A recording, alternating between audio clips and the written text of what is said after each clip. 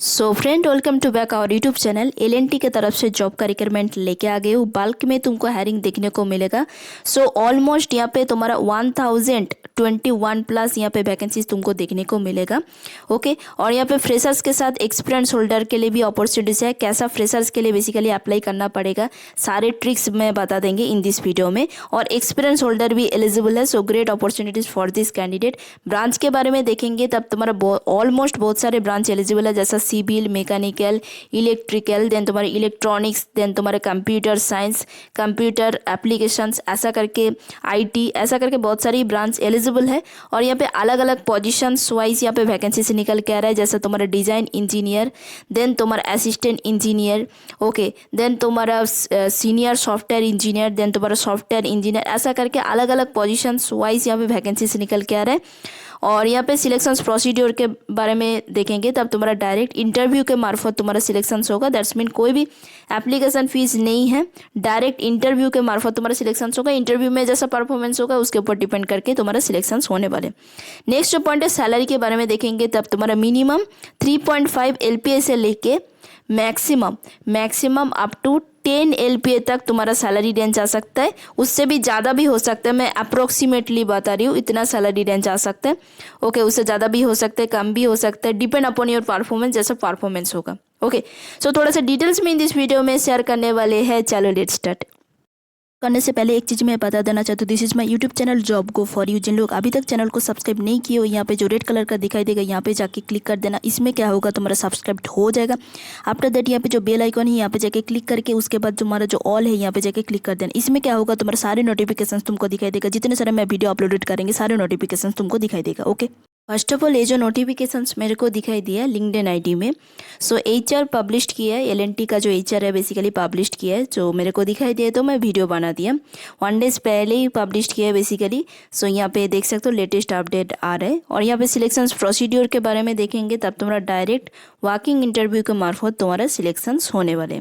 Okay, और job location जैसा यहाँ पे देख सकते हो, जॉब लोकेशन जो है बेसिकली तुम्हारा Chennai, Hyderabad, Pune, then Faridabad, then Cochin, basically तुम्हारा जॉब लोकेशंस होने वाले।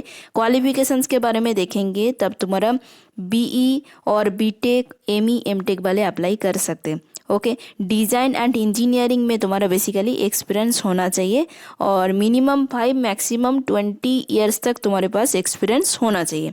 ओके, सो यहाँ पे देख सकते हो, पहला बात है तुम्हारा जो वॉकिंग इंटरव्यू होगा Chennai and Kolkata. Okay, Chennai and Kolkata locations में तुम्हारा बेसिकली वॉकिंग इंटरव्यू होगा।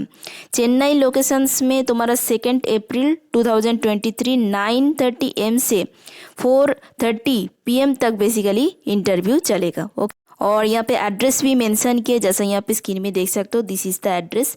दिस एड्रेस में जाके तुमको बेसिकली इंटरव्यू अटेंड करना पड़ेगा।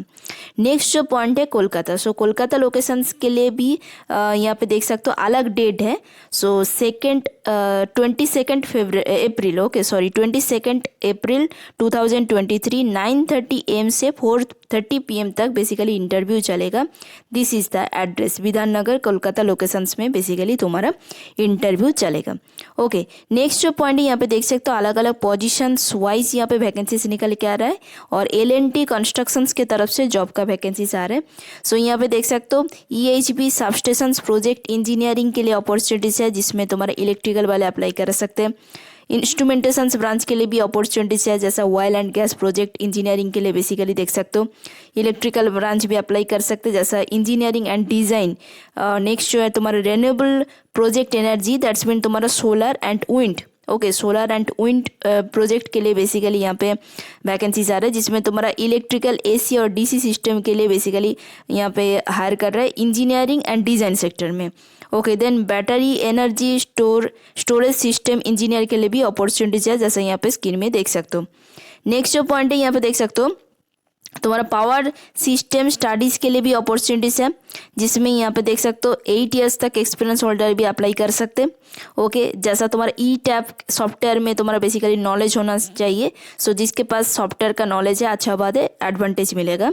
ओके, नेक्स्ट जो पॉइंट है सिविल एंड स्ट्रक्चरल इंजीनियरिंग के लिए भी अपॉर्चुनिटीज़ है, जिसमें तुम्हारा सिविल और स्ट्रक्चरल सेक्टर में तुम्हारा जॉब लगेगा। दैट्स मीन यहाँ पे सिविल इंजीनियरिंग ब्रांच अप्लाई कर सकते हैं। सिविल आर्किटेक्ट के लिए भी अपॉर्चुनिटीज़ है, दैट्स मीन आर्किटेक्चरल इंजीनियरिंग जिन लोग कंप्लीट के अप्लाई कर सकते। ओके, डिज़ाइन सेक्टर में बेसिकली जॉब का अपॉर्चुनिटीज़ आ रहा है, सिविल एंड स्ट्रक्चरल इंजीनियरिंग के लिए अपॉर्चुनिटीज़ है। ओके, सो यहाँ पे देख सकते हो। देन तुम्हारा ट्रांसमिशंस लाइन प्रोजेक्ट के लिए भी अपॉर्चुनिटीज़ है, जिसमें तुम्हारा सिविल और स्ट्रक्चरल के लिए भी अपॉर्चुनिटीज़ है। सो जिसके पास एक्सपीरियंस है यहाँ पे जाके अप्लाई कर सकते हो। 3D बीम डिज़ाइन के लिए भी अपॉर्चुनिटीज़ है, इसमें तुम्हारा सिविल इंजीनियरिंग को ज़्यादा प्रेफर करेगा, इलेक्ट्रिकल ब्रांच को भी ज़्यादा प्रेफर करेगा और स्ट्रक्चरल इंजीनियरिंग को ज़्यादा प्रेफर करेगा। और उसके बाद एमटेक जिन लोग स्ट्रक्चरल इंजीनियरिंग में कंप्लीट किए उन लोगों को ज़्यादा प्रेफर और भी ज़्यादा प्रेफर करेगा। ओके, सो और इसके साथ तुम्हारे पास एक्सपीरियंस भी थोड़ा सा होने से भी तुम अप्लाई कर सकते हो। ओके, नेक्स्ट जो पॉइंट है इंटरव्यू अटेंड करने के लिए तुमको बेसिकली क्या करना पड़ेगा, CV भेजना पड़ेगा दिस मेल ID में। और एक चीज़ बात है, सपोज तुम्हारा इंटरव्यू अटेंड नहीं हो रहा है, unable to attend the walking interview, so miss हो जा रहा है, तो तब तुम यहाँ पे CV भेज देना दिस मेल ID में। और CV भेजने के टाइम में अप्लाई फॉर व्हिच पोस्ट के लिए तुम अप्लाई करना चाहते हो उसके बारे में भी सब्जेक्ट लाइन में प्रॉपर करके मेंशन कर सकते हो। सपोज तुम्हारा unable to attend the walking interview, that's mean तुम्हारा इंटरव्यू अटेंड मिस हो जा रहा है, नहीं हो रहा है, पॉसिबल नहीं हो रहा है, दिस लोकेशंस में जाके तुमको इंटरव्यू अटेंड करना पड़ेगा बेसिकली। सो सपोज तुम्हारा इंटरव्यू मिस हो जा रहा है, पॉसिबल नहीं हो रहा है, तो तब तुमको बेसिकली दिस एड्रेस में तुमको बेसिकली CV भेजना पड़ेगा, योर लेटेस्ट रेज्यूम जो है बेसिकली भेजना पड़ेगा। CV के साथ कवर लेटर भी अटैच करके दे देना। कवर लेटर देने से क्या इंप्रेशंस अच्छा होता है, इसीलिए शॉर्टलिस्ट होने का चांसेस ज़्यादा रहते हैं, इसीलिए मैं बोल रही हूँ। ओके, नेक्स्ट जो पॉइंट है मैं थोड़ा सा फ्रेशर्स लोगों के लिए भी शेयर करवा देना चाहती हूँ। सो फ्रेशर्स के लिए क्या करना पड़ेगा, देखो इसमें तुम्हारा एक्सपीरियंस होल्डर के लिए अपॉर्चुनिटीज़ है। सो एक्सपीरियंस होल्डर को तो बेसिकली एक्सपीरियंस होल्डर जिसके पास मिनिमम एक्सपीरियंस है यहाँ पे वॉकिंग इंटरव्यू अटेंड कर सकते हो, उसमें प्रॉब्लम नहीं है। बट फ्रेशर से मेरे पास एक्सपीरियंस नहीं है तो क्या करना पड़ेगा, सो क्या करना पड़ेगा, देख सकते हो यहाँ पे this is the mail ID। Okay, this mail ID में तुमको सब्जेक्ट लाइन प्रॉपर करके मेंशन करना पड़ेगा।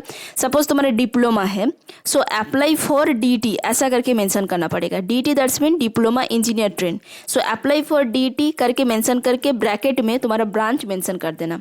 और उसके बाद मेरा डिस्क्रिप्शन बॉक्स में कवर लेटर का सैंपल मिल जाएगा। कवर लेटर का जितने सारे हैं पोर्शंस, सारे पोर्शंस को कॉपी करके पेस्ट कर देना तुम्हारा डिस्क्रिप्शन बॉक्स में। दैट्स मीन तुम्हारा जो ईमेल ID है उसका जो बेसिकली सब्जेक्ट लाइन के बाद जो डिस्क्रिप्शन बॉक्स है उसमें जाके तुमको कॉपी करके पेस्ट कर देना जो कवर लेटर है। ओके, कवर लेटर का जितने सारे पोर्शंस है कॉपी करके पेस्ट कर देना।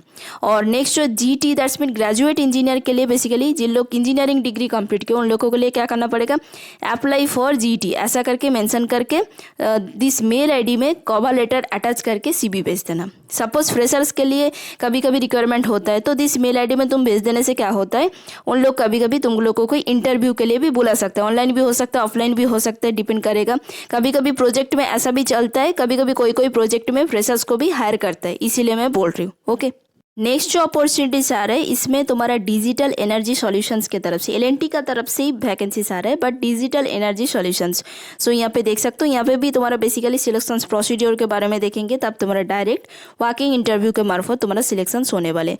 बट यहाँ पे जो पोजीशंस यहाँ पे देख सकते हो, सॉफ्टवेयर इंजीनियर्स, देन तुम्हारा senior software engineer, technical leads in Java, full stack, then ऐसा करके तुम्हारा यहाँ पे बेसिकली वैकेंसीज निकल के आ रहे हैं। ओके, सो यहाँ पे कौन कौन अप्लाई कर सकते हैं उसके बारे में भी डिटेल्स में यहाँ पे मेंशन किए। ओके, सो फ्रेंड यहाँ पे देख सकते हो डिटेल्स में जो मेंशन किए यहाँ पे बेसिकली बैचलर्स और masters in electrical, electronics, computer engineering, computer science, applications branch apply कर सकते हैं। बट एक्सपीरियंस होना चाहिए minimum 4 maximum up to 10 years तुम्हारे पास एक्सपीरियंस होना चाहिए। स्किल होना चाहिए बेसिकली तुम्हारा कोर जावा, HTML, CSS, जावा स्क्रिप्ट में ऐसा करके बहुत सारे यहाँ पे देख सकते हो स्किल बेसिकली होना चाहिए।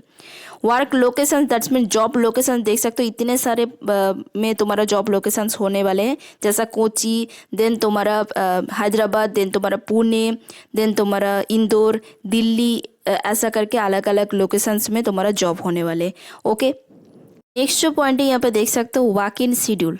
सो यहाँ पे तुम्हारा जो दो दो लोकेशंस में बेसिकली वॉकिंग इंटरव्यू चलेगा। सो यहाँ पे देख सकते हो, और यहाँ पे डेट के बारे में भी मेंशन किया, जैसा March 25, देन तुम्हारा March 31, अप्रैल में तुम्हारा बेसिकली होगा, सॉरी March 31 से लेके April 1 भी चलेगा।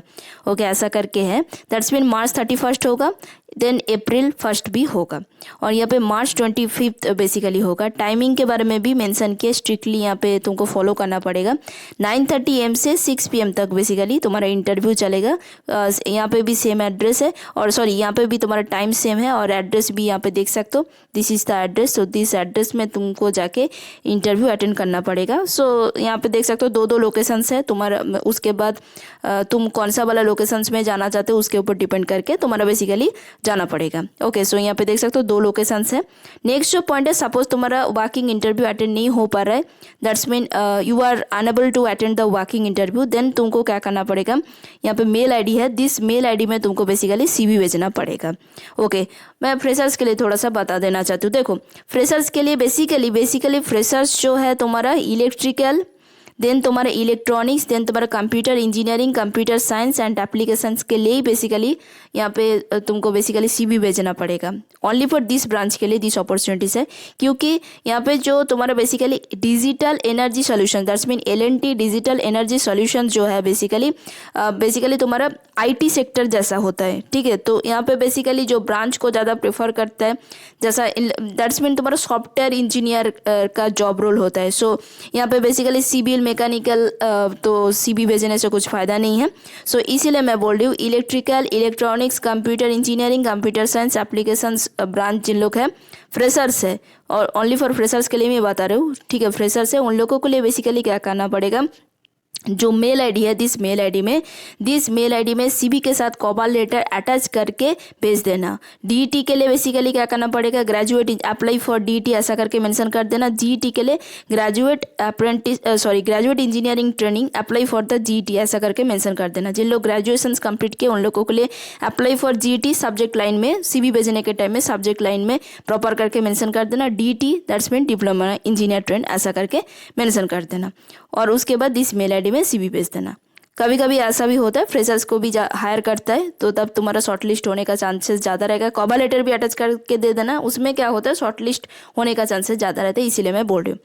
आई होप मैं सारे डिटेल्स कवर कर चुकी हूँ। उसमें भी कुछ डाउट है तो कमेंट बॉक्स में बताना, मैं हमेशा रिप्लाई करने के लिए कोशिश करूँगी। सो वीडियो पसंद लगा तो प्यारा सा लाइक करवा देना, नया हो तो चैनल को सब्सक्राइब कर देना। फिर से आएंगे एक नया जॉब अपॉर्चुनिटीज लेके। So bye, take care, all the best.